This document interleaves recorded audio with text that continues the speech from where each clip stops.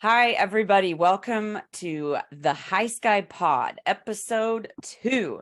Today, I am so happy to be joining you with Drea Hickman and Rishav Shrestha, and I am Danielle McLean, CEO of HYSKY Society. We've got some exciting things to talk about, so let's just jump right in.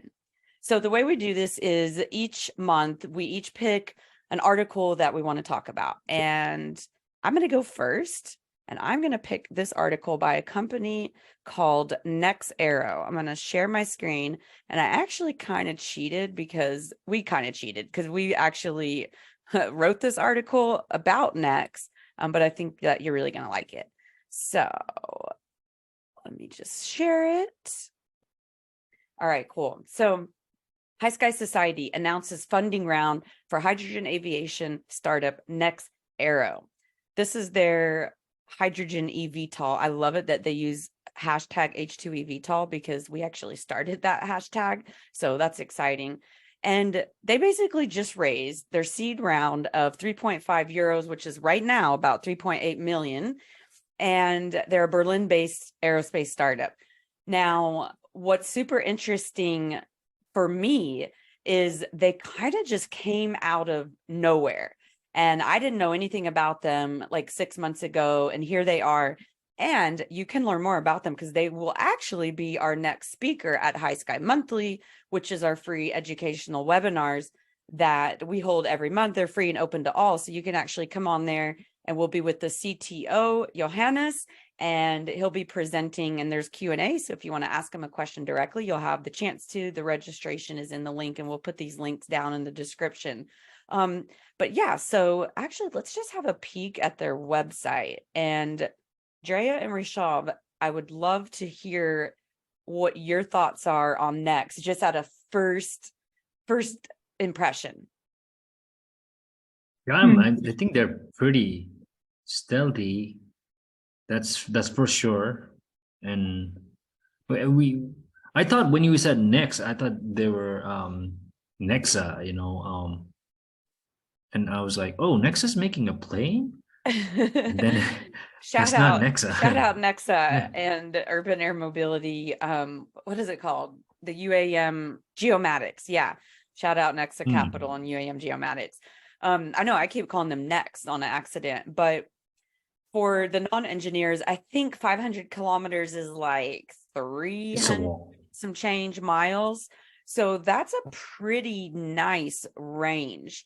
That's very attractive. That's exactly kind of what we've been looking at with regional air mobility. And I love it that they said regional air mobility, because that's kind of something I've been saying from day one. It's like, I don't really get excited to like hop over traffic and go from one side of downtown to another. Of course, I work from home, so I'm kind of spoiled. I'm not really in traffic that much, but I feel like if I was just going like 10 or 20 miles, I'd rather take a bike or a scooter. I probably wouldn't want to fly. I actually really like the scooters and riding my bike. But if I was going to go, say, from Dallas to Houston to go see my daughter and my grandson, I would love to be able to fly on demand with something like this. And so when you're looking at like the rural areas and, with emergency search and rescue and these life-saving flights, they really tend to be around the 300-mile range. So I'm really, really pumped. And this definitely looks like a cargo. I mean, there's no windows, so that's interesting. I can't wait to learn more about that. Maybe that's just a first render. I have no idea. Well, this one has windows. So let's see, they've got hydrogen electric propulsion, intercity connections. That's exactly what I'm talking about. Like Dallas to Houston, Dallas to Austin, San Francisco to LA. Those are, I feel like, what people are hungry for, because it's like that space where it's like, it's too far for me to go down there for the weekend, but I'm not going to fly. It's too inconvenient to go to the airport. So you kind of really got to drive it. And then there and back, I mean, that's an entire day right there. So I love that intercity. Vertical takeoff and landing. So it is VTOL. Increases safety and flexibility by enabling vertical as well as conventional takeoff. Interesting. So it can also take off conventionally. I love that, because if you do have a runway, you can take off using much less power. Very smart. I love it that they did that. Kind of like another company that we know that's in stealth mode that we can't talk about yet, but we will soon. Well, I think it's pretty interesting that their name is NEX, not to be confused, I guess, with Next out of Ontario, the hydrogen electrolyzer makers. I was confused at first, and it doesn't appear that they are related at all, but how interesting that their names are so closely related and that they're really... Where are they based out of, Drea? Ontario, I believe. They're on Indigenous land there, and it's part of their business model. As beautiful the way they tell a story. So I just thought that was fascinating that they were so closely related in their scope of the business, and they're not. So I would love for them to meet. I love their website. It's so pretty. You'll love it. I would love to meet with them as well. Anybody from NEX Hydrogen? Pretty confused when I saw that. I was like, but NEX in Berlin, you said? That sounds, boy, they're just doing the most out there, aren't they? Just doing incredible things. That's where didn't H2 fly out there? Yes. Same area. I don't know if they're in Berlin, Germany, but I think so. Germany. Well, interesting that you brought up H2 I wonder if they work with them, because it seems like very similar trajectory that they're on as far as the work that they're doing here and advancing hydrogen aviation. That's it's a good point. There is a connection between NEX and H2 Fly. Good. But I'm not sure if I'm allowed to talk about it. So I need to message Johannes and see if we can talk about that. But there is a connection. They have so much in common, apparently, and it looks like they would be fast friends. Yeah. Yeah. Well, they definitely are. So awesome, there's a relationship there. So I can't wait to have Johannes on April 17th at 10:30 a.m. Central Time. So you can register below. So make sure and go register for that. And now we're going to move on to Rishav's pick of the day. Rishav, here is your pick. Tell us about this article. Okay, so I just wanted to get a little sciencey today. And this is more speculation. Really high level stuff for even scientists. So I'm not gonna get into the details or in the weeds, as you guys say. But it's basically this is maybe a very, very potential way that things could be made cheaply. Especially when I say things, it means hydrogen, right? So there are a bunch of bacteria, present on Earth, which can actually use electrons. Wow, my English is getting weak today. So they can use electrons. I was about to say, what's the difference between an electron and an electron? Yeah, my English. I've been welding the whole day, so I'm getting a little tired. But yeah, so they can take in electrons and they can convert it into electricity. They have biological nanowires within themselves.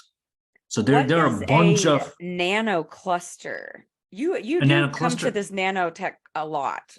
He likes that. What they're talking about, this thing? Yeah, I like it. Yeah, so I did my PhD in nanotech.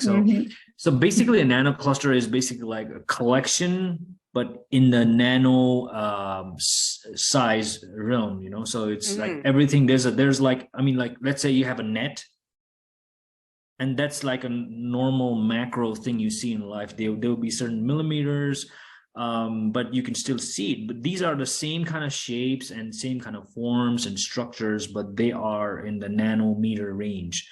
So these guys, there are some bacteria called Geobacter sulfur reducens. It can reduce sulfur. So it can basically take in the element sulfur and then use the electrons and then convert that to something else. So these guys, those redox equate. Am I saying that right? And those correct. These guys can do oxidation and reduction. And so is it in water or is it in bacteria? Yeah. The bacteria live in water. What's this?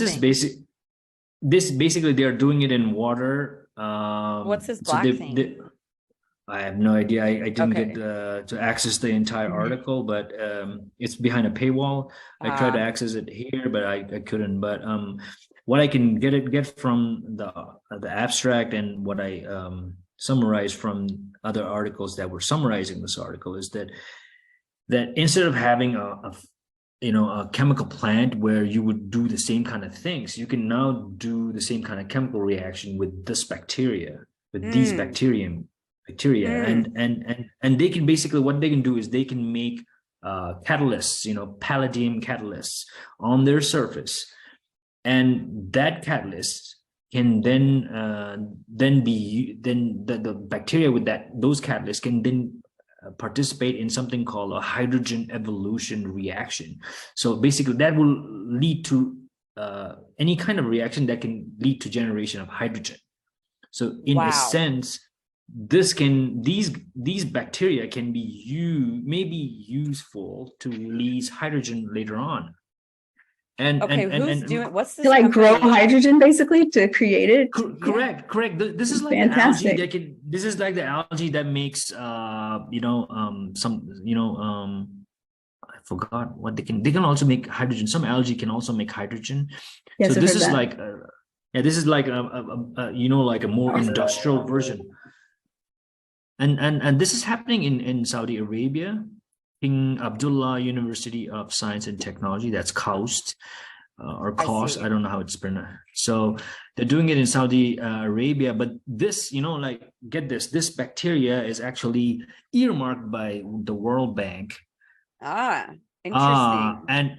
And these group of bacteria, the entire species, the entire genus is earmarked by organizations like the World Bank, because these guys, you can just throw them into waste and they can generate electricity, they can recover metals. This is amazing nature-based tech. Yeah. Okay, let's play the video. I'm so sorry to cut you off, but I want to make sure. No, go ahead. Cool. It's only a minute long. Let's check it out. Let's go ahead. If it's just gonna be music, I'm gonna mute it. We can talk over it. Okay, just growing bacteria. They're just growing bacteria. Okay. Just growing bacteria. Yeah, you can narrate for us. I see. So that pink stuff is the bacteria? Yeah, I think that's the collection of bacteria. Yep. I guess the pinker stuff at the bottom. Wait, are they talking?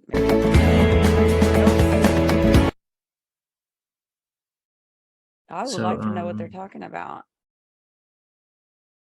Yeah, so now he's taking an inoculum. It's like basically a starter batch. Don't you call that a spore, or is that not the right word? No, the spore is mostly for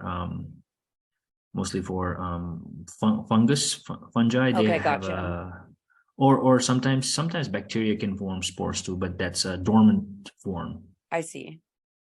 So now they're using the bacteria and they're looking at generation of so you can see it. So that's what you can do. That's what you can do, right? So that's what you can do. That's 4 billion years of engineering. Wow. Done by nature. Why do you say 4 billion years?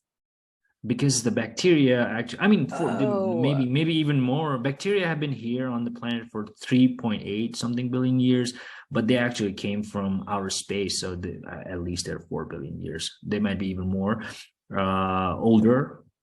And whatever the bacteria can do, we can do, but at a macro level. like, imagine this, what the bacteria is doing is like what a semiconductor chip does for logic, for electrolysis. That they're doing this. The bacteria can do this. If this can be made cheaper, if this can be made like if they are able to actually commercialize this, it can make everything cheaper.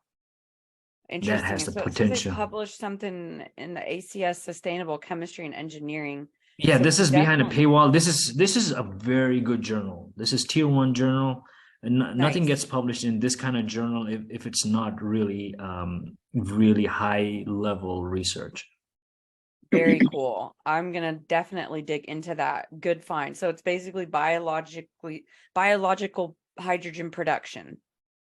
Yes, it's potential biological hydrogen production. So, if this can be done, you don't even need lots of electrolyzers.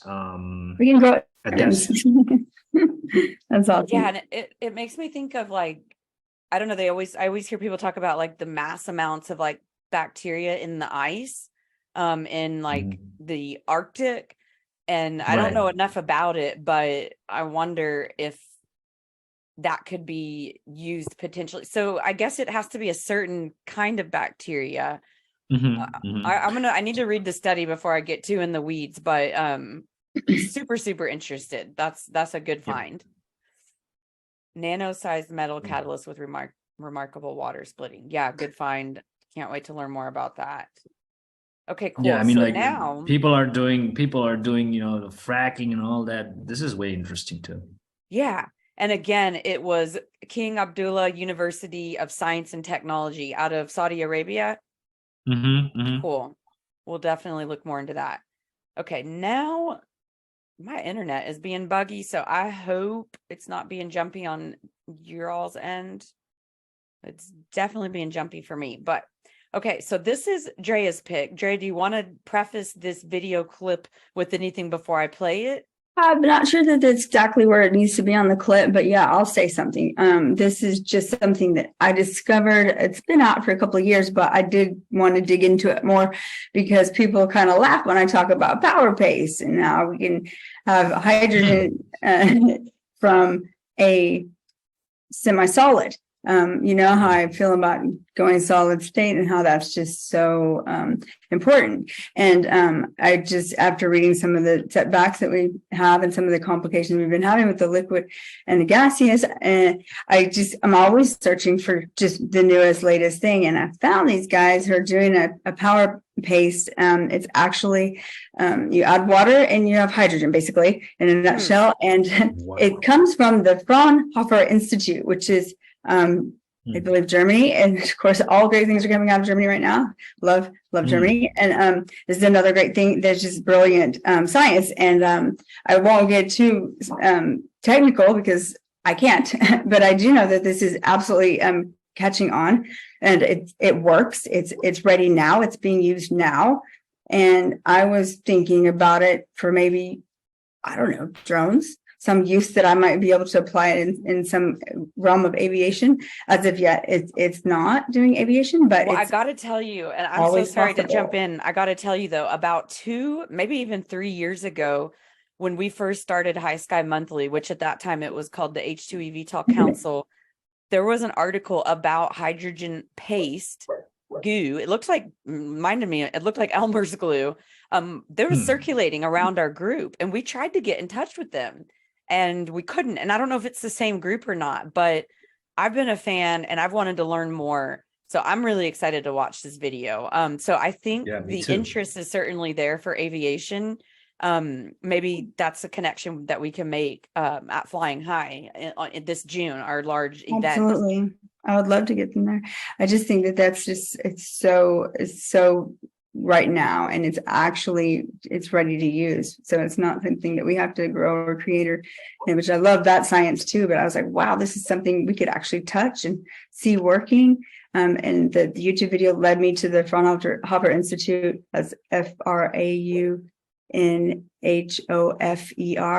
Institute. Wow. They're a massive research company.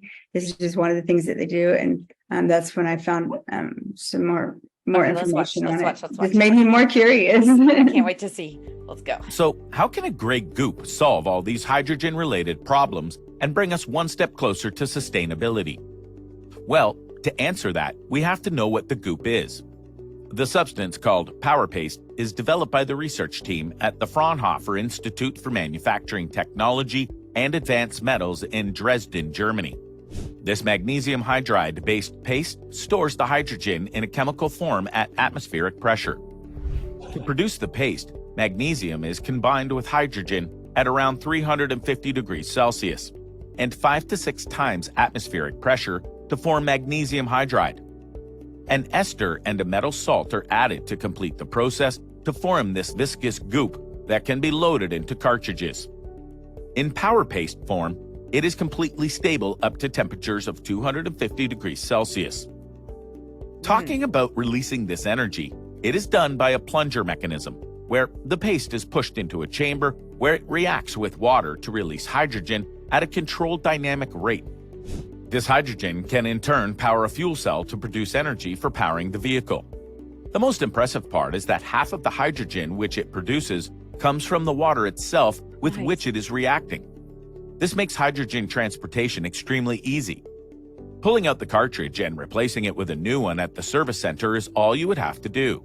Researchers even suggest that the powder paste could be supplied through standard fuel lines with relatively inexpensive equipment. Logistically, this stuff seems much simpler than regular gaseous or probably liquid hydrogen. It can be trucked around using barrels or tankers and can be carried to almost anywhere with full safety.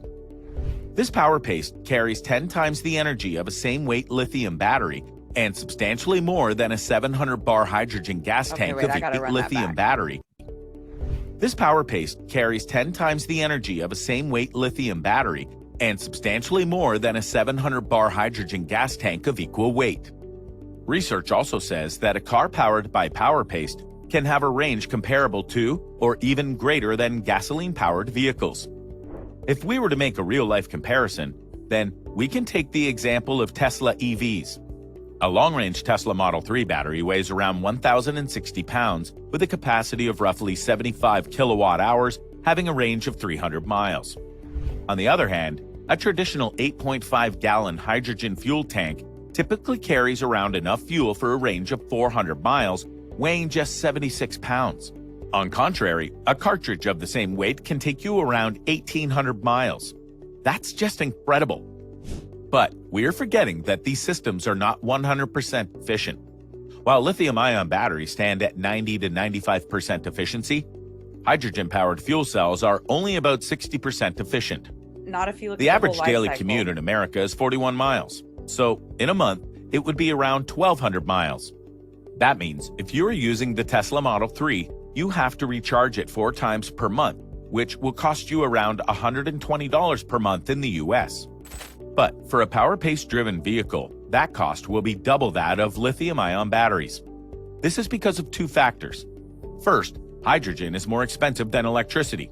And second, although powder paste is 10 times more energy dense than lithium, lithium stands out in terms of efficiency. So for an average person... Well, not when you're looking at coal mining using child slave labor in and the Congo, but that's a environment. topic for another day. Lithium-ion batteries would be a better option. And you can recharge your EV at home using solar power. But there are no real infrastructures to refuel hydrogen-powered vehicles. Even for exchanging your powder paste cartridge, you need to ship them to your location, which requires both time and effort. But as long as powder paste is produced using nothing but clean energy, it still looks like a clean fuel. And perhaps a very convenient one that we can imagine rolling out to gas stations without too much fuss. Now, speaking of plans, we have a lot to discuss.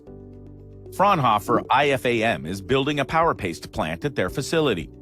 The plant is expected to have a capacity of producing 4 tons of paste a year, and the plan was expected to open by the end of 2021. So we can assume that the plant had already started operation. We don't know if they have started commercialization of their powder paste technology just yet. While powder paste may not be a very great option for vehicles, what about major CO2 emitters like airplanes? In such cases, the weight factor is much more significant. Yeah. Current lithium-ion battery technology is too heavy for planes to use. So using technology like powder paste, which is lighter than batteries while being cheaper than standard fossil fuels, is a win-win situation. The developers see a future where their technology is used to power things like drones and underwater vehicles. To summarize today's video, IFAM has developed a gray goop called powder paste, which can securely store hydrogen in chemical form, making it fully safe for transportation. This powder paste has 10 times the energy storage density compared to lithium batteries. That's all for today. I hope that you... Interesting. I can't help but think about Rishav, what are your first thoughts? Yeah, I'm gonna shut up for a minute. I got to process. Yeah, so we did last time in our last podcast, I did talk about a tablet that can release hydrogen. So very similar to that, but this one is definitely a lot more dense because it's a paste, and I would think that because they have engineered the material, this would definitely be more expensive, but also it will release more hydrogen. So it has, I think it has a lot of potential for aviation. Especially if you use a hydrogen battery hybrid. So that's so you would use fuel cells for some of the, like, let's say for takeoff. You would use lithium Batteries. ion for takeoff, batteries. But then for the range, the long travel, you would just switch to hydrogen. And I think this would make sense for that kind of thing. You can it will have you would save on the volume. So one of the like the things that the gears that grinds my gears is that hydrogen tanks take up a lot of space. And then that means that there will be less space for everybody else and everything else. So now you can remove that. So that will be pretty interesting to have.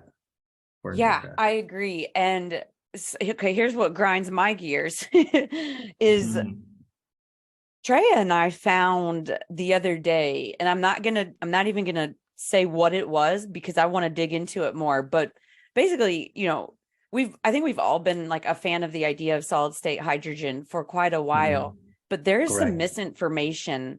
There are some people that say it's impossible and that mathematically it doesn't work out, that liquid hydrogen is actually more dense. And then there are some chemists and engineers that I've personally had validate. I didn't see the math that said it actually can store more hydrogen than liquid. Personally, I haven't worked out this equation yet. And I have to get to the bottom of this because there's a guy that would say this is impossible, but I know researchers that are working on this saying that it is possible. And I want to solve it, not today, but maybe on a future episode. But I'm gonna have to. Y'all will see how rusty I am on my chemistry. I know how to balance an equation still, though. I've been helping my niece with her homework. But yeah, I know you know what video I'm talking about, and isn't I know it exactly what you're talking about, and that we've been fiercely on the hunt for this holy grail. And I feel your pain because I do see so many different opinions among the experts. And if it takes some regular folks like me to crack the code, then I'm going to do everything I can. So I'm with you on that. Let's and they all sound credible. But with my engineering background and Rishav's medical background and basically science, what's the word? You have a chemistry background. I know you have to learn all that. I'm certain this would be a pretty basic equation that we could solve. And I want to know who's the vaporware, who's the pseudoscience, and who's at least theoretically, Right. And correct. No, there's, I think these are all contextual, context-based arguments. I would not disagree if somebody says liquid hydrogen has the most hydrogen. Yeah, but then there's a caveat. You cannot have liquid hydrogen at room temperature. There is a process, there is a pressure, there is a component, there is the cooling component there, and there's the everything else that goes with it. So if you just look at the hydrogen, yes, exactly, that's what we mean when we say you got to look at the entire balance of plant. So if you need all of this extra stuff, don't just look at the hydrogen. Expand your boundary layer and look at the entire power plant and say, okay, now which one is better. Another question that I have is what happens to that goo after you've used it? Because that could be, do you get to? I didn't catch. It should be Yeah, if that's a magnesium hydride, and then if you put it in the water, and then what it it, would it just should do get is it would get the hydrogen again. You I can wonder how make many no, times not you recycle can. it. no. Oh, no? It would form magnesium hydroxide. It should Mhm. form a magnesium hydroxide. The hydride would react with the oxygen, and then it should also release a hydrogen and oxygen. If it can do that kind of reaction, it should release hydrogen, it should release oxygen, and it should the magnesium should be converted to a hydroxide, OH, MgOH. That should be Right. Yeah, that's what they said.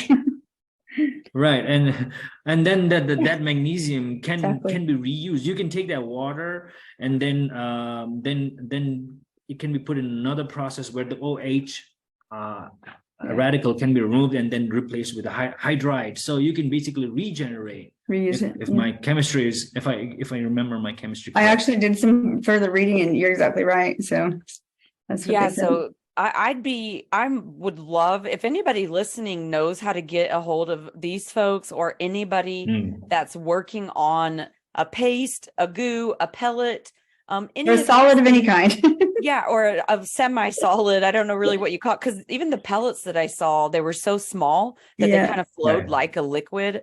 But any kind of hydride technology that's Right. outside of, I mean, I guess they could be in a lab, but especially if they're looking at commercialization, because this is something I've been interested in a long time. We haven't been able to get in touch with them. So I would love to invite them to come on HYSKY Monthly. Good Yeah. find, Drea. Love it, love it, love it. I'm a huge fan, and we'll definitely crack the pseudo. That'd be a fun paper to write. Yeah. I mean, just- I would love to have, I would love, Drea, next time I'd be in the States, we would need to do our DIY hydrogen. You remember we want to Yes, we can make some hydrogen. Yeah, we can Yeah, get we'll just get test that it. fuel. Let's test do it. and Let's do see it. if we can fly the old drone Yeah. they have, Danielle. yeah, I'm getting. I'd like to have I have a drone that's never really been used. A sister, I flew its sister away, but we still have one that we could use, very small. And then you have the other one. It would be a blast. I would love to make some hydrogen, make the fuel cell, and put them in our drones. I think that sounds like a summer project. Yeah, it sure does. It sure does. That'd be a great research project, and put out a cool report on that. Well, awesome. Thank you all so much for joining us on episode 2 of the HYSKY Pod. And we'll see you at HYSKY Monthly, our free and open webinars. You can register below. And the world's largest below. If you want to be a sponsor, let us know. And we'll see you next time.